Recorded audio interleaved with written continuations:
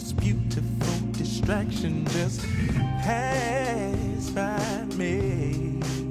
I felt this strong attraction pulling me. I didn't even know her name. Oh, drunk under your spell, I could tell you used to get things your way. Welcome to Creating Boo Boo with Friends.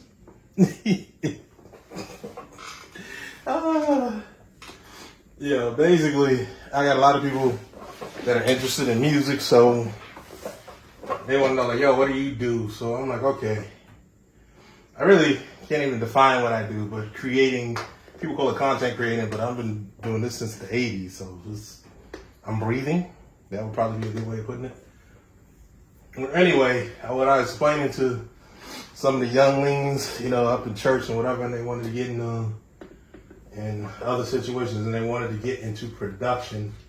Producing is its own ecosystem. So producing means, like, see all of these wave files in here, that represents a part of a song that was either created from scratch or it was loops or whatever. And then composing and arranging that to make sense, and also tuning vocals and creating an environment of sound. That's what production is. And the same thing goes for beat production too. Like, everybody's like beat makers and producers. Nowadays it don't even matter, because you can outsource everything. It really don't matter. If you're creative, you're creative. Everybody's not dope at making beats and everybody's not dope at production, but it all goes under the umbrella of producing. Because at the end of the day, the word producer means you to get results. So it don't matter how you did it. I can care less. If you doing the human beatbox in your hand and throw an echo on it, or you can, do a dun da da dun da da dun da da da. That pays the same as you getting 90-piece orchestras and do whatever. So it really don't matter. What matters at the end of the day is when a corporate entity or somebody wants to hire you, you actually get the job done. So you produce. That's what makes you a producer. Titles is for cats who just feel, that's the ego incentive right there. I don't get it. Like, I've met some of the dopest cats that are just humble as heck, and I've met cats that wouldn't know a C on a keyboard, and their heads is like this. So don't get caught in that trap. Anyway, I'm off my pulpit. So producing is basically layering colors and tones and textures without clashing. Sometimes clashing is good, based off of the library of sound that you know and the alchemy or science that you know to get the situation done. My nephew, he uses this thing. His beats are hot as hell. I don't get it. I mean, it's a step writing program. Or a step writing pocket. It's called a pocket operator. But to me, for them current sound or the trap music or whatever it is, or hip hop or anything in general, this is more cut to the point, and it makes a lot of sense. Like, you should look it up on YouTube or whatever it is. The beats that cats are making with this is like crazy. So all of that to say, you can't police creativity. So what I'm doing right here is, there's a TV show called Godfather of Harlem, and it's a period piece. It's from, I would say, the late 50s, and it's probably going to run into the early 70s or whatever. And it's about I'm born and raised in Harlem, New York City all day. So it's about Bumpy Johnson, who was he's one of our folk heroes, even though at the end of the day, he was a murdering criminal, but you have to be there to kind of understand what he meant to the neighborhood for us. Because there was a lot of murdering criminals back in them days. And if you passed 110th Street, you felt safer in that criminal environment than you did anywhere else. But do your history to get that homework. So anywho, let me get back here. So basically, building a period piece track, this track is basically a combination of Southern soul, quartet-ish type of music. If you look up Southern soul is like Al Green, if you want to go on a major scale. he's the person who got known, and that's blues and blues artists too. Also, this is a hybrid of Southern soul meets Motown. Motown music, when they did kind of that 50s shuffle, dun dun dun dun dun dun dun dun dun dun dun dun, give me back. Like if you listen to old Diana Ross and the Supreme songs, or when the Temptations first came out, everything was at 4 on the floor, and it had a shuffle to.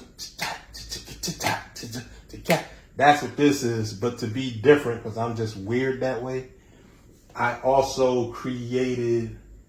Well, I ain't gonna say I created, but what I wanted is something that I experienced playing with a dope gospel group called Determined. I was playing bass for them, and I'm like, man, I love their sound. And I wasn't really, never really heard it, or never really even listened to quartet music. Southern Baptist quartet music is hella dope. That's the only way I can explain it. If you're into musicianship and soul, and for me being from the Northeast, that was a whole new experience. Like I remember I made a comment about like not really knowing who the Clark Sisters was. If you're from New York and you're my age, you really didn't know that. Because you didn't come up in gospel, you came up in hip hop. So for me being a boom bap dude, turntables or whatever, and then taking on the culture of playing instruments or whatever, all of this is a new education. But that's why everybody's musical pocket is different. Different is what makes you who you are. Whatever that means. But anyway, getting back to the situation at hand.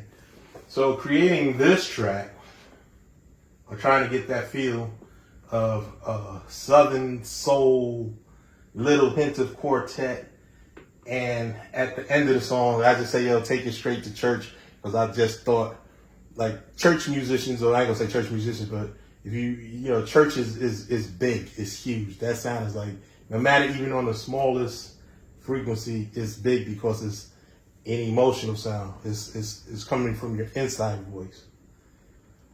Some people will resonate with that, some people won't. But I wanted that. I like my music to be felt. So this is raw. Don't judge me. This is hella raw. Yeah. So what I did is, my dude Dwayne sent me a template of a song, and I said to make it what I wanted to be. I said that's what I heard in my head. I heard that Motown shuffle, so I said, let's create that shuffle. So what I did is it's actually an art to even look for the right sounding claps and layer it. So what I'm going to do is show you the layers of paint that went into this song. So right now, I just added another clap. So you hear it. It's not on beat. It's off beat. Then added a tambourine. Kind of off beat. That's that guy in that second chair. And then what happens after that is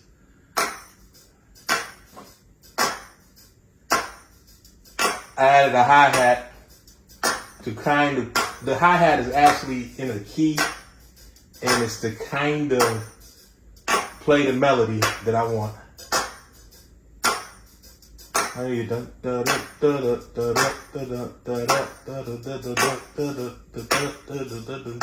Musicians do that when they hear this type of music.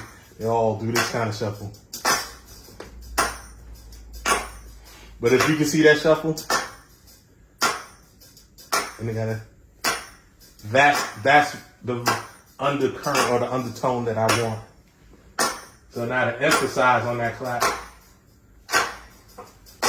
I put another clap with a reverb, so it sounds like this room full of people going.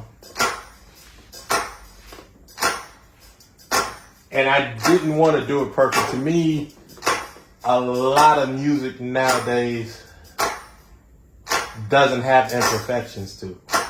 Like everything is locked in to be locked in or quantized in the same time signature. But sometimes a groove is different because the bass player is falling behind the beat a little bit. Like when you hear the bass line, I'm playing behind the beat a little bit on purpose. because when the vocals come in, I want him to set the tone of the song when he sings. I want him to do his thing and give him some place to do his thing and move. You see what I'm saying? So the beat will loop around again.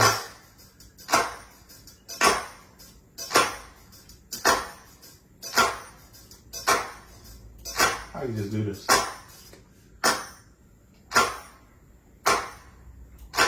So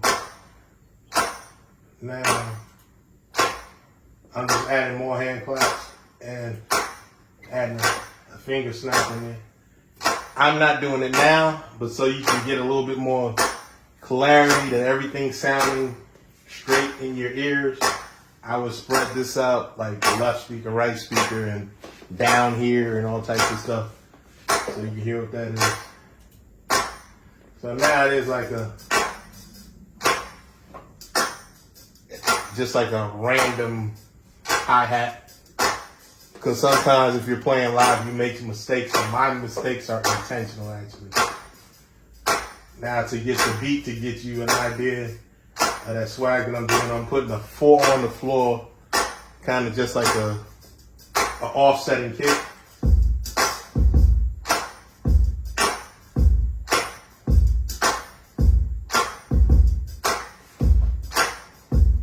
So now with that Motown sound, you can almost hear them cats in the room doing what they do. But like the 4 on the floor, and that kind of sets the pulse.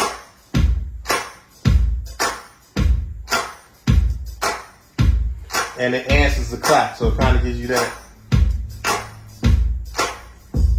little motion to it. Now for me, I put in actually Dwayne put in this drum. Either Dwayne or I put in this drum loop, and it's kind of like a skip shuffle.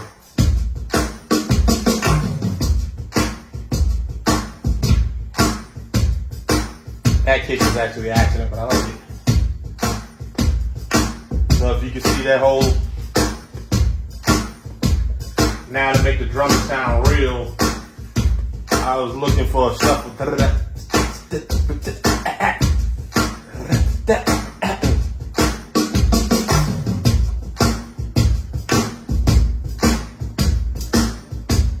And have them land on that one.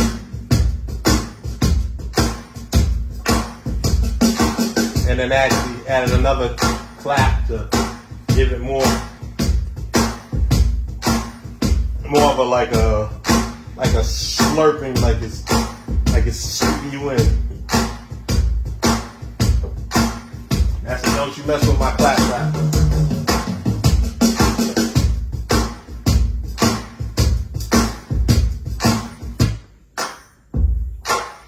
I just started it over. Okay.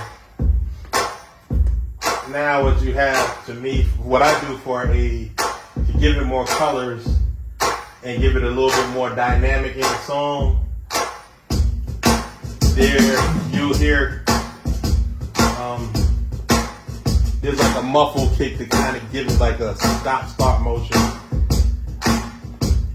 And then you'll hear like a little snare, like here's a little snare rolling in. So it's like that is to kind of create that little shuffle skill. And the timing is off on purpose.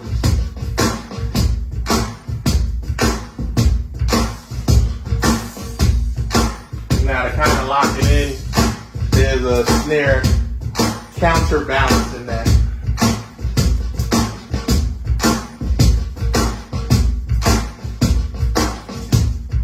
Now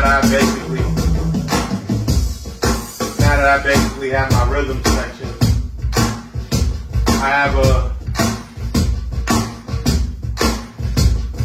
good friend of mine named Rob Robinson, who's like an incredible composer, like Juilliard level ridiculous. Like he's ridiculous with it. So he actually took the song, and what he did with the song is make the whole song gospel, but that's not what I wanted. But I'll probably put that out as a remix to it. And what he did is he simulated live drums, and you know, some of it's tight, some of it's off, but it works.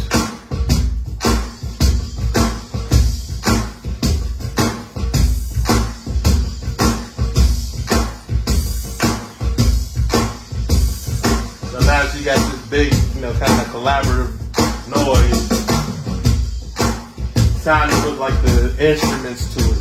So what I like to start off with is the melody of the song.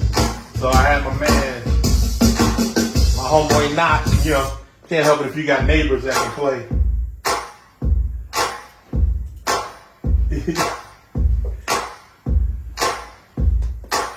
And Texas grows dope guitar players on trees, just so you know.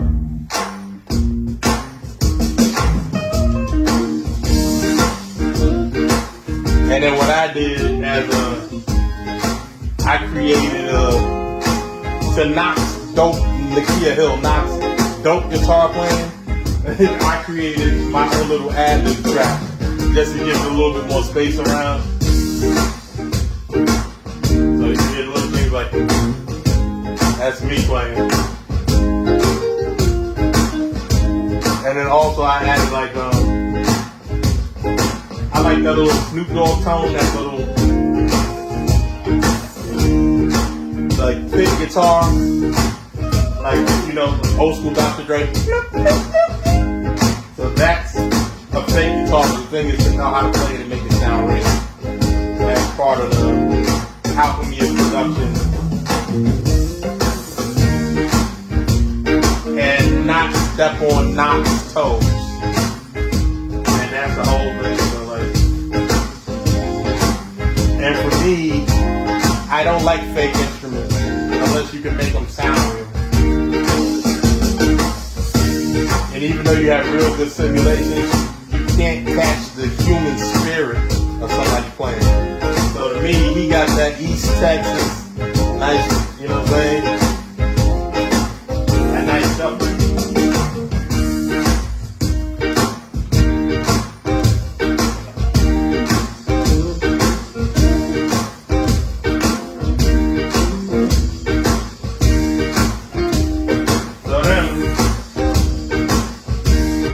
What you do is you be smart about it. You just hire people that are kind of doper than you on keyboards.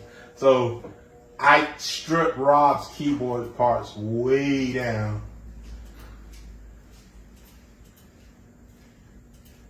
But you, at the end of the song, you'll hear him. You know, I kind of let him just open up because to me, what I wanted, if you listen to songs like from the Motown era, it might have been about, some of them songs are like 3 instruments in it. You know? And then the melody comes from like the dope bass player James Jamerson or whatever. So this is what you got musically.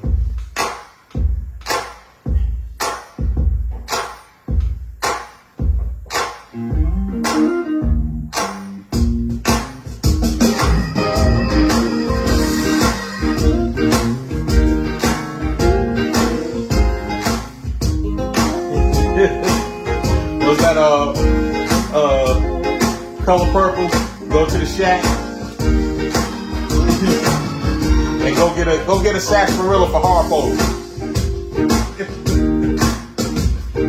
Now kind of to lock it in with a more modern sound. I'm playing live bass and it's kind of heavy because there's an East Texas group called the Williams Singers that if you want to check out quartet, what I love, they play quartet style gospel. Oh, actually, they play anything. They don't.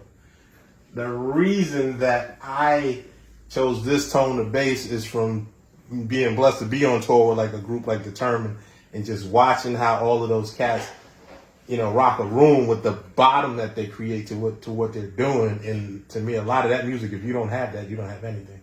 So to me, to take that, Motown doesn't really have that. They really kind of have like pop tones, and on certain songs, on their pop songs, they're straight pocket. They don't go nowhere with it. They just lock on that one. So for me, it's a little bit all over the place, but you know, that's what engineers are for, and cleaning up.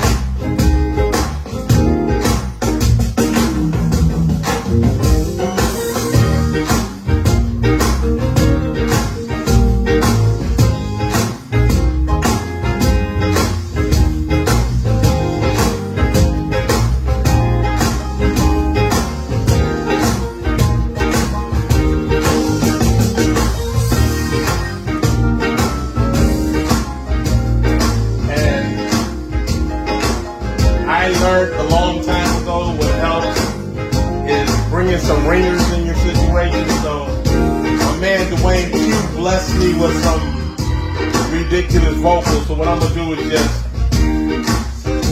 I'm gonna keep looping the B section. What do you hear? What do you hear vocally to go over?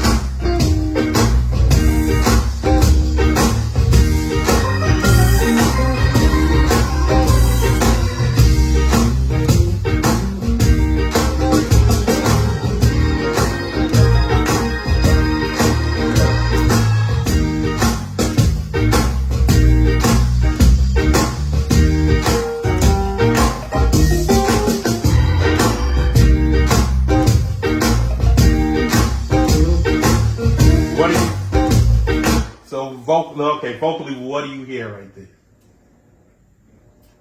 And that's called, I don't know what you would call that. I'm like, but I call it that East Texas drop, that Louisiana, that Bible Belt drop. When you hit that B verse and you bring it home, you know what I'm saying? It just feels so good. There's something real soulful about that. So to me, originally when we did the song, we didn't have that section in there, but I'm just like, nah, I have to have that. Because for me, I never produced this type of song. So I'm just like, I'm just going with it. It's a hybrid. It's me. It says who I am. It's Dwayne. It says who he is. It's Knock. It says who he is. And it's Rob. It's like, I'll play the ending. And I'll just, normally I don't even play stuff out like that. But, whew, that boy's ridiculous. And I asked him, I said, hey, man, do me a favor. I'm not like a church musician like that. But can you just like help me out and layer the back end and just make it real big? So, but what did you, I'm curious, before me playing what's going on there vocally, what did you hear? And this is actually kind of like the idea behind this song is, you know, I'm waiting for my baby to get home. It's like, yo, you know, we need to catch back up. You know what I'm saying? So here we go. I'm going to leak the vocal.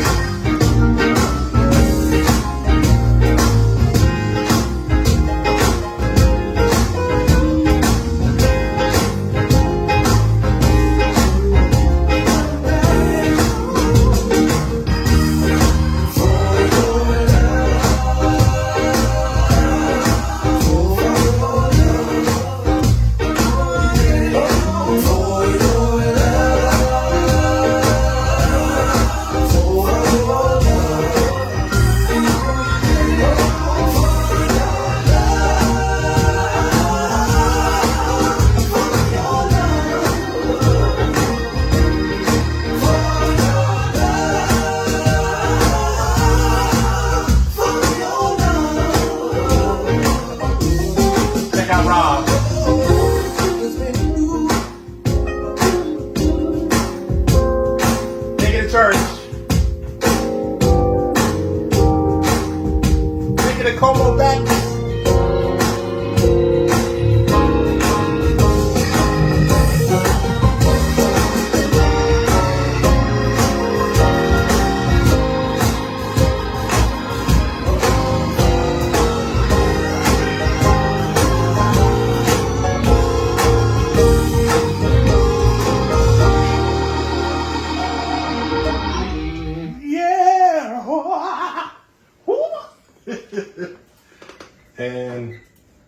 And that pretty much just shows you. I'll give y'all a little peek of what the whole thing is going to sound like. It's been waiting for you to come back, waiting for you to come back. I'm waiting for you to come back, waiting for you to come back. I'm waiting for you to come back, waiting for you to come back.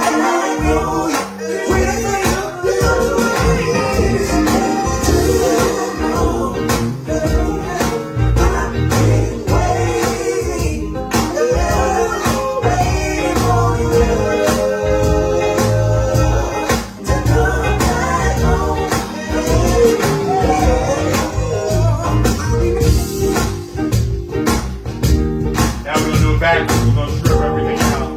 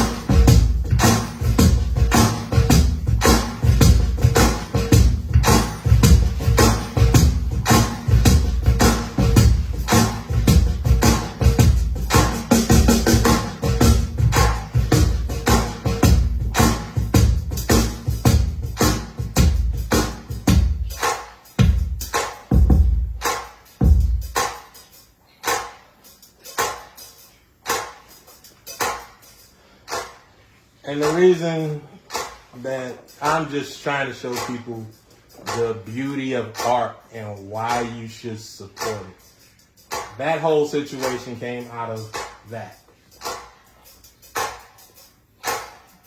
Just an idea and a shuffle.